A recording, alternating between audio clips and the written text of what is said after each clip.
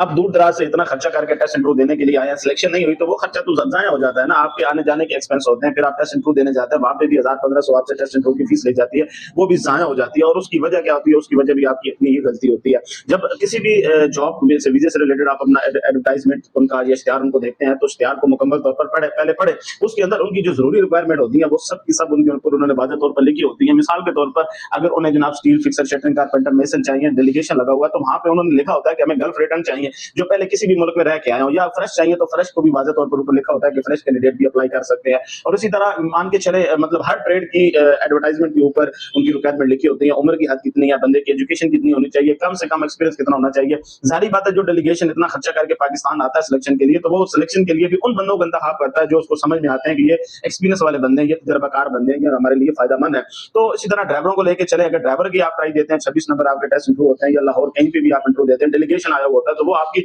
आप जो अक्सर जो ड्राइवर हजरात वीडियो बनाते हैं सिलेक्शन के लिए, वो गाड़ी है, ट्राला है, उसको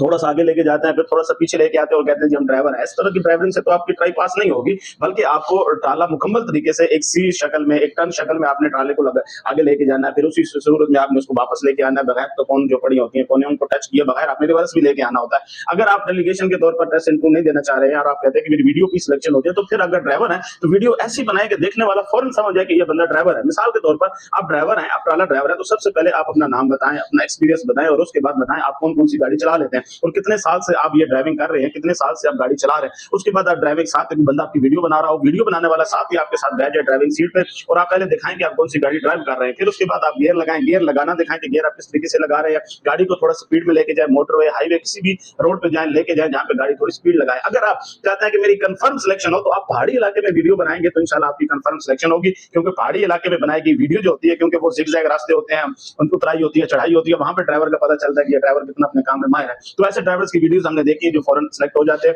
वीडियो कम से कम 2, 2.5, 3, 4 मिनट की वीडियो बनाएं, पता चले कि आप अपने काम में एक्सपर्ट हैं, फिर देखिएगा आपकी सिलेक्शन कैसे इंशाल्लाह होगी।